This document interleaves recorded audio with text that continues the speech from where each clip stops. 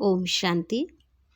आज 18 जनवरी 1969 के दिव्य संदेश सुनेंगे और उन दिव्य संदेश में बाबा ने हमें कुछ बातों पर अटेंशन दिलाया, तो उसका सार हम सुनेंगे। पहले बाबा का जब दादी गई तो रूप देखा एकदम लाइट का, जैसे सूर्य के पास जाने से गर्माहट महसूस होती है, वैसे ही दादी को बाबा के नज़दीक जाते एकदम जैसे गर्माहट लग रही थी।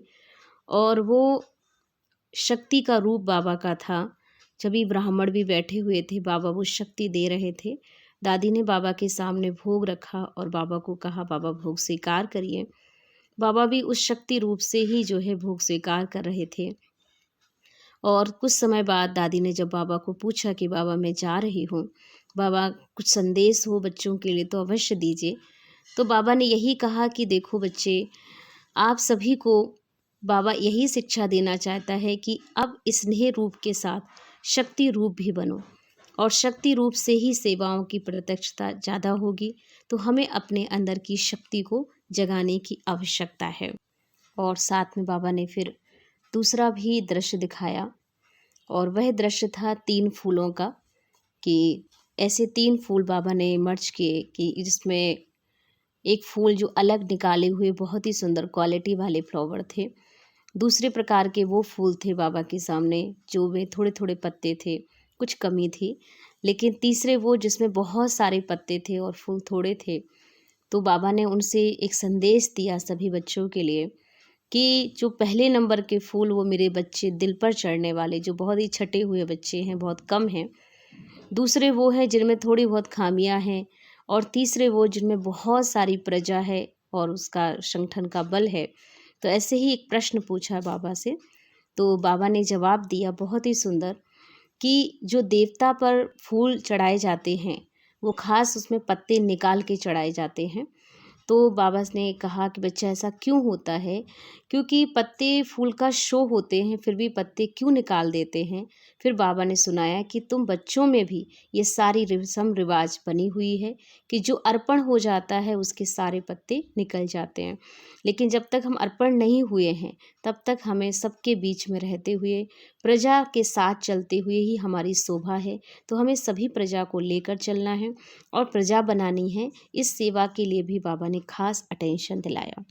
और एक और भी बाबा ने दृश्य दिखाया कि बच्ची जब प्रत्यक्षता शुरू होगी तो संगठन में देखा कि अंत में आत्माओं के संगठन रूप में ही रहना होगा, क्योंकि संगठन ही बच्चों की सेफ्टी का साधन बनेगा। इसलिए हमें कोई भी बुराई हिला नहीं सकेगी। कहाँ कहाँ चुन चुन कर बाबा ने अपने बच्चों को ये संगठन बनाया है। तो बच्चे भी संगठन में चलेंगे तो माया के बाढ़ से सेफ रहेंगे। संगठन ही बच्चों की सेफ्टी का साधन बनेगा।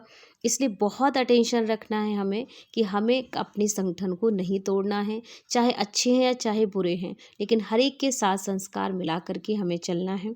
लास्ट बाबा का एक और संदेश था कि जब बाबा और बाबा भी थे और विश्व किशोर दादाजी भी थे, मम्मा थे, ब्रह्मा बाबा, ऐसे सभी आपस में बैठकर कुछ प्लान बना रहे थे। तो दादी जब बाबा के पास पहुंची तो पूछा, बाबा क्या प्लान बना रहे थे। तो बाबा ने कहा, जैसे बच्चे मार्शल होता है, मार्शल के पास सारे नक्शे होते हैं, ऐसे ही बाबा के पास भी सब बच्चों के बातें होती हैं कि कैसे ये कार्य होना है, कैसे स्थापना होगी। इन सभी बातों के बारे में बाबा चर्चा करते हैं और बच्चों की उन्नति के बारे में आज बात कर रहे थे। तो ऐसे कई दृश्य दिखाते हुए बाबा ने बहुत सारी शिक्षाएं हमें दी हैं, जिनको हम सारा दिन चिंतन में रखेंगे। लेकिन अब हम सुनते हैं बात को बाबा के विस्तार से। तो आज दादी जब वतन में गई तो कोई भी नज़र नहीं आ रहा था। दूर से कोई जैसे आवाज़ कर रहा था, ऐसे लग रहा था जैसे कोई खास कार्य हो रहा हो। मैं पहले तो कुछ नहीं रुकी, लेकिन आगे चलकर देखा कि शिव बाबा और ब्रह्मा बाबा, मम्मा और विश्व किशोर चारों ही आपस में बातचीत कर रहे थे और बहुत प्लान उनके आगे रखे थे, जिसमें कुछ निशान आदि भी दिखाई दे रहे थे। लेकिन समझ में नहीं आया कि मम्मा सभी बच्चों का हालचाल पूछ रही थी। तो मैंने कहा, मम्मा आपने बाबा को भी बुला लिया। मम्मा बोली, मम्मा भी नहीं चाहती कि बच्चों से माता पिता का साकारी साथ छूटे, लेकिन ड्रामा क्योंकि बाबा भी बंधा है, मम्मा भी बंधी है। फिर मैंने बाबा से पूछा, बाबा ये प्लान्स आदि क्या है? बाबा बोले, बच्ची जैसे मार्शल के साथ सारे नक्शे रहते हैं कि कहाँ कहाँ क्या क्या हो रहा है, आगे क्या होना है, वैसे यह भी स्थापना के कार्य की बातचीत बाबा कर रहे थे, जो फिर सुनाएंगे। इसके बाद एक दृश्य बाबा ने दिखाया जिसमें 3 संगठन थे। एक तो देखा कि लाल लाल चींटियों जो कि आपस में गेंद के माफिक इकट्ठी हो जा रही थी। लाल लाल चींटियां जो आपस में गेंद के माफिक इकट्ठी हो जा रही थी। दृश्य ऐसा था जो ब्रह्मा बाबा ने शुरू शुरू में देखा था। दूसरा संगठन था मूल वतन में आत्माएं क्षमा रूप में। तीसरा संगठन है वह ब्राह्मणों का था, जो सभी सर्कल रूप में बैठे थे और बीच बीच में बाप दादा थे। वह ऐसे लग रहा था जैसे फूल के बीच में बुर होता है और चारों ओर पत्ते होते हैं। इसका रहस्य बाबा ने बताया कि बच्ची जब प्रत्यक्षता शुरू हुई थी तो संगठन देखा, अंत में आत्माओं का संगठन रूप में ही रहना है और अब मध्य में भी संगठन है। संगठन की शक्ति है तो कोई भी हिला नहीं सकता। देखो बाप दादा ने कहाँ कहाँ से चुन चुन करके ये संगठन बनाया है, तो बच्चे भी जब संगठन में चलेंगे तो माया का वार नहीं होगा। जैसे गुलाब का फूल व कोई भी फूल होता है तो उनको योग स्थान पर रखेंगे और अकेला पत्ता होगा तो हाथ से जल्दी मसल देंगे। तो बच्चों का भी संगठन रूपी गुलदस्ता होगा तो विजय प्राप्त करते रहेंगे, कोई बार नहीं कर सकेगा। ऐसे कहते बाबा ने कहा कि सभी बच्चों को कहना कि संगठन ही सेफ्टी का साधन है। आज जब मैं वतन में फिर गई, माने बाबा का 9वां संदेश है ये, कि आज जब वतन में दादी गई तो बहुत बिजी थे बाबा। क्या देखा कि दोनों के आगे बहुत से फूल थे और पत्ते भी थे। जैसे गुलदस्ते में फूल भी डाले जाते हैं और पत्ते भी डाले जाते हैं। फूल 2-3 प्रकार के अलग अलग थे। उनको देख रहे थे और छांट रहे थे। तो बाप दादा दोनों उसी ही कार में बिजी थे। मुझे देखा भी नहीं। जब मैं नज़दीक गई तो मुझे देखकर बाबा मुस्कुराए और कहा कि मैं सारा दिन बिजी रहता हूँ। देखो बच्ची, कितनी बड़ी बाग कारोबार चल रही है। ये फूल पत्ते 3 क्वालिटी के अलग अलग करके रखे हैं। पहले बाबा ने मुझे फूल दिखाए जिनकी संख्या बहुत कम थी। फिर बीच की क्वालिटी दिखाई जिसमें फूल बहुत थे, लेकिन साथ साथ में फूलों को थोड़े थोड़े पत्ते भी उसमें थे। फूल अच्छे थे लेकिन जो पत्ते लगे हुए थे वह कुछ डिफेक्टेड थे। और तीसरी क्वालिटी में फिर पत्ते जास्ती थे और फूल बहुत ही कम थे। इस पर बाबा ने मुझे समझाया कि यह पहली क्वालिटी जिसमें थोड़े फूल हैं और वह बच्चे हैं जो बिल्कुल दिल पर चढ़े हुए होते हैं, और ऐसे दिल वाले अनन्य बच्चे बहुत ही थोड़े हैं। दूसरे नंबर वाले बच्चे हैं बहुत अच्छे परंतु थोड़ा कुछ कमी है। फूल बने हैं लेकिन थोड़ी कमी है। तो बाबा ने कहा कि बच्चे फूल बने हैं लेकिन थोड़ी कमी है। बाकी तीसरी क्वालिटी के हैं प्रजा। उनमें कोई फूल निकलता है जो कि पीछे जाने वाला है, बाकी सब हैं प्रजा। तो 2 प्रकार के बच्चे उसमें देखे तो 2 ऊपर की क्वालिटी बच्चों की थी। बाप दादा अब गुलदस्ता सजाते हुए, जब गुलदस्ता सजाया जाता है तो सिर्फ फूल डालने से गुलदस्ता नहीं शोभता, उसमें कुछ पत्ते भी चाहिए होते हैं। तुम फूल हो लेकिन तुम्हारे साथ पत्ते भी चाहिए। तुम राजा बनेंगे ना तो प्रजा भी तो चाहिए ना, और प्रजा जरूर होनी चाहिए। प्रजा रूपी पत्तों के बीच में फूल शोभता भी है। तो यहाँ बैठे तुम बच्चों का गुलदस्ता बनाया है और देखता हूँ कि एक फूल ने कितनी प्रजा बनाई है। जिसने जास्ती प्रजा बनाई ना उनका गुलदस्ता भी शोभता है।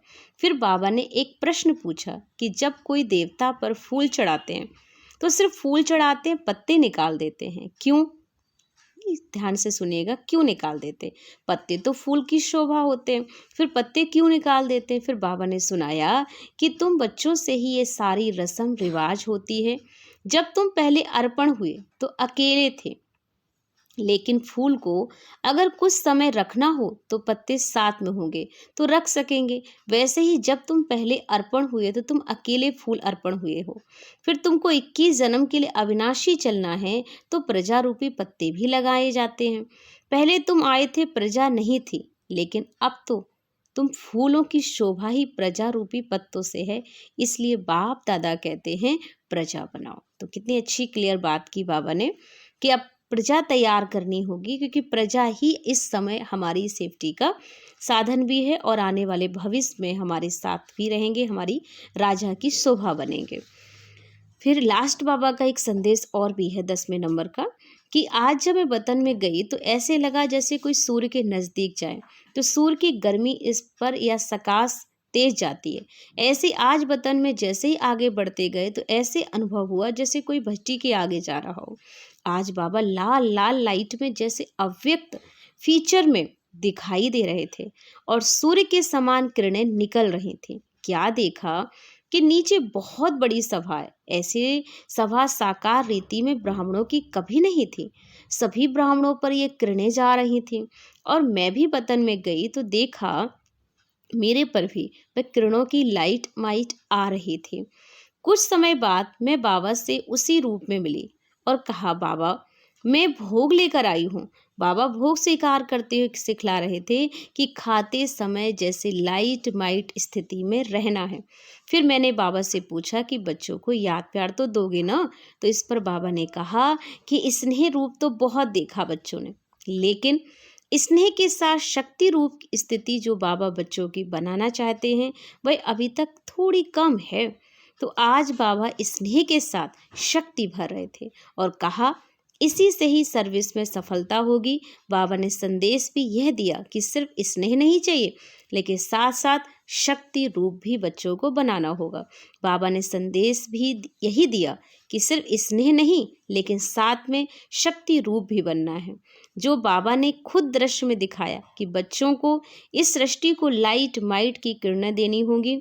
इतने दिन बाबा का स्नेह के रूप से मिलन था, लेकिन आज स्नेह के साथ लाइट माइट रूप था, तो मैं उसे लेने में ही तत्पर हो गई और वापस साकार वतन में आ गई। तो ये दादी ने खास बाबा के संग का अनुभव किया और उस शक्ति रूप का अनुभव किया। तो हम सभी ब्रह्मावत्स भी जब भी भोजन खाएं, बाबा की किरणों को शक्ति रूप में डाल करके खाएंगे, तो उससे हमारे अंदर भी शक्ति भरेगी।